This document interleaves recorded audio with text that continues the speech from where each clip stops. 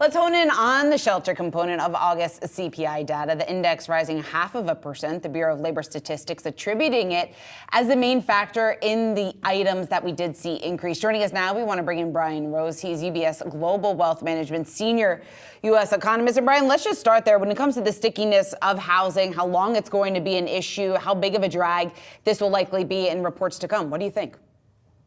Yeah, this is actually quite mysterious how things like OER are accelerating now. So the actual data on leases, we have this high frequency data showing when people are signing new leases, what their rents are. That peaked out, almost 2 years ago. And to see the OER accelerating at this point is very strange, very difficult to explain. There's a lot of nuances and unusual things in this data. It's very noisy. And there's also this question of when the pandemic hit and we had that big run up in rents, the CPI seemed to lag behind the reality. And then there's this catch up period.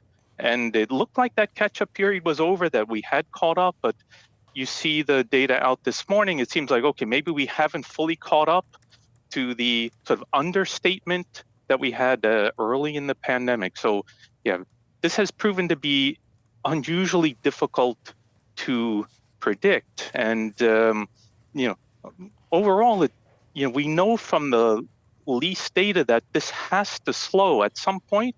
It will slow because the rents aren't rising very quickly, but exactly when this will happen, is hard to say. Yeah, and that's exactly what I was about to ask you, Brian. Like, how much of a lag are we expecting between it actually showing up in this data and then for the Fed to recognize that reality of the slowing and at least perhaps shelter not being the main factor that's contributing to the all items index?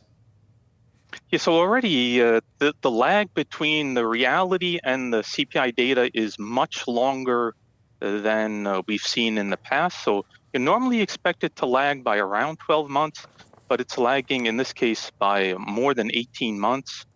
And again, there's this question of the catch up to the rent increases early in the pandemic and whether that process has finished. But one important point in terms of the Fed is there's a real question as to how much the Fed should worry about this because, OER isn't actually paid, right? This is sort of a theoretical cost, but it's not the actual cost. So it doesn't make sense to leave rates high because of this sort of theoretical cost of, how much would it be if you were paying yourself rent for the house that you own. And I think to some extent you have to look through this. And the Fed has talked about this. We know the data is lagging. We know the data on new rental leases isn't so bad. And if you look outside of shelter, right, the inflation rate, headline inflation 3.2, but without shelter it's only 1.1% year over year. So there's a real question as to how much growth are we willing to sacrifice? How much pain are we willing to accept in the labor market because of this very technical increase in things like OER? Hey, Brian, while we have you, I want to take you to a quote that Dr. Selma Hepp, the chief economist over at CoreLogic, in their own annual U.S. home price growth study had pointed out for their summer release here and saying that summer brought notable cooling to the housing market. She also mentioned that housing demand continued to buckle under the pressure of high mortgage rates, unaffordable home prices, leading to a considerable slowing of home price gains during the summer. To what extent do you believe we need to see the Fed cut interest rates in order for mortgage rates to come down, but not so much so that it would impact on the other side housing prices to see even more bidding into them, which would keep the pricing sustained at this level, it would seem, at least in theory? Yeah, so it is true that the combination of very high housing prices and high mortgage rates is making housing extremely unaffordable. So we haven't seen anything like this since the early 1980s when the Fed funds rate was up near 20%. Very, very unaffordable. And in the end, ultimately, we need more supply. So, you can talk about cutting rates or whatever, but we have a fundamental housing shortage. We just haven't built very much housing since the housing bubble burst and we had the global financial crisis. We haven't built enough, and we need to increase the supply. You hear at least Vice President Harris talking a lot about this issue. She has plans to try to increase housing supply.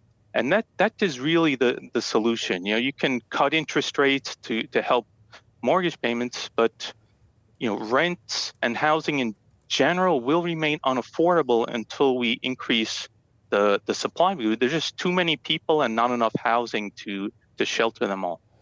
So, Brian, I guess as we close this out, and it brings me back to your point before, just about the debate of how closely the Fed should really watch OER and ultimately what that means, just given the fact that it is an estimation and the fact that shelter was the big driver in this month's rise that we did see, at least the higher than expected corporate. But when it comes to what the Fed should do at the next meeting, there is a school of thought that if they don't go 50 basis points, it could risk hurting the economy more in the long run. Do you share that view at all, and why or why not?